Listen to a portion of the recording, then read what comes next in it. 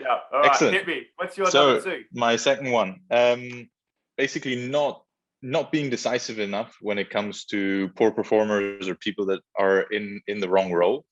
I think this one's sort of, a always been a work in progress for me. Definitely more challenging at the beginning of my career than now.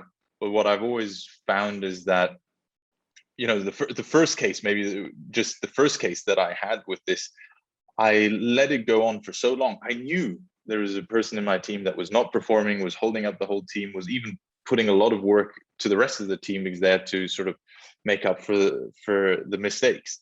And I let it go on for so long that I had team members come to me, sit down with me and say, "Hey, Sean, what are you going to do about this guy? Because he's not performing." And for me, like, that was like, shit, I've let it come to the point where my team's coming to me and telling me that, like, "Hey, are you not going to do something about this person?" So I mean, I learned from there to take, let's say, be decisive or have those tougher conversations earlier. It's always a challenge. We tend to always leave them too late because we think, okay, we can help them improve, or they'll improve, or the problem, even, rationalization, the problem will go away. I can deal with it later. It's not so bad. But the thing is, the longer you leave it, especially if you're trying to build this really high performing team, the longer you leave it, the more it's just holding you back. And I've also had cases where I've listened to I didn't trust myself enough.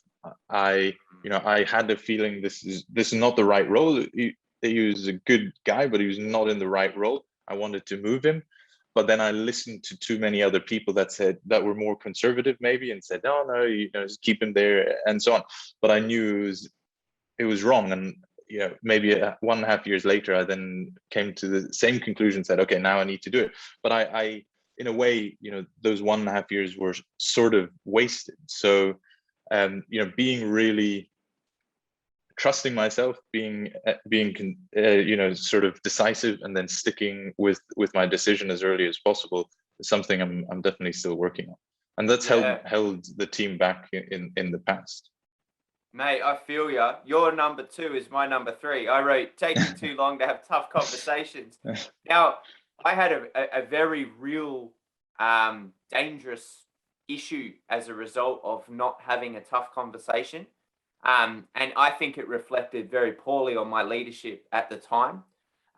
When I was in Afghanistan, just prior to Afghanistan, I had an individual in my platoon who was subpar. Now, I was new to the platoon. I just graduated from the college, the military college, and all that. And so you don't want to ruffle feathers, and exactly. You just found out you're deploying, to Afghan to go in a combat role and all of those sorts of things. And you want to bring your team together, and you don't really know how all the systems work, and you don't know how you'd fire someone anyway, and you don't really know what good is because you've never dealt with soldiers before. And that's all. There's some rationalization for you, but there's also some context. And all of those things combined, I didn't. Things got closer and closer and closer. I mean, we had like 6 months, 7 months, something like that, max, to train up to deploy. And we ended up over there for like over 10 months. And so everything culminated. We ended up on the battlefield. It's our first kind of run in with the enemy as a team. Most of the soldiers are junior. They hadn't been in gunfights themselves. So this is all new for them. And the gentleman that I had spent so much time trying to get up to speed froze when it all kicked off. And, so you talk about micromanagement. Well, shit, I had to micromanage. Dove straight back down. I'm like, right, well, now I'm going to have to play in your lane. And I hated that. I really hated it. And it reflects poorly on an officer as well. And so it should, because let's be honest, the reason why I'm having to do that now is because I didn't have the tough conversation earlier, and now we're in damage control. And so, as it turns out, we all got out of that all right, and we had a good stoush, and we got back to the base. But afterwards, I started having those conversations, but it's way too late. I'm in theater. Like, we got other operations coming. There's more shit to do. And so I had to go down a path of kind of always giving him the easier or safer jobs, which the translation of is I was giving other people the harder and tougher jobs and the more dangerous jobs.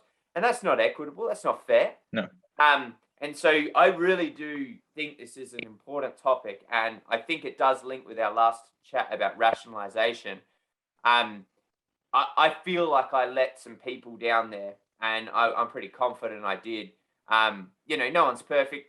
I think we did the best we could with what we had and all of that. But lesson learned, like learn from our mistakes. Like whoever's listening to Sean and I here. Yeah. What if you're rationalizing a means to get yourself out of having chaotic or uncomfortable conversations? Rest assured that you're growing a dragon. And it's going to come back and burn you and bite you. Like it's going to be really, really bad later on. You could bet your money on it. What are your thoughts on that, Sean?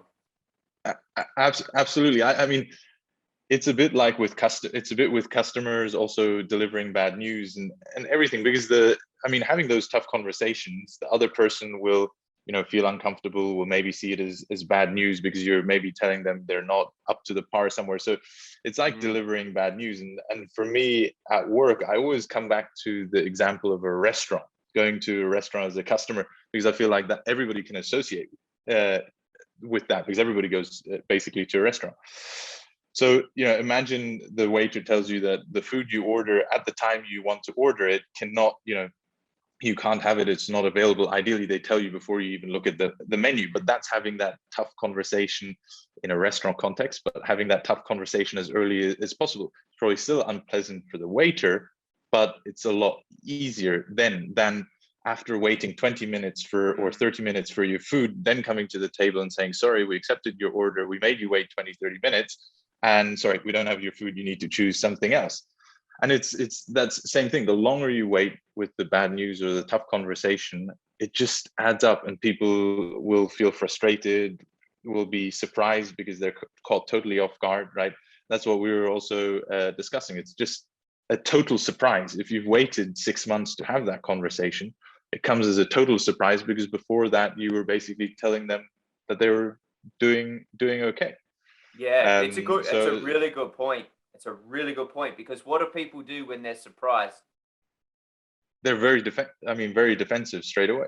Yeah. Well, because it puts them on the back foot. Yeah. And frankly, it triggers a fight, flight, or freeze response. Yeah.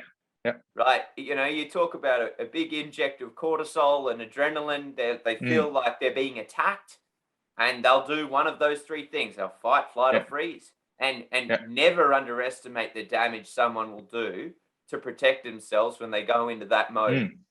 It's a dangerous place to be. But you can kind of trickle feed them information and context, and they can slowly adjust to it and at least get mentally prepared for it.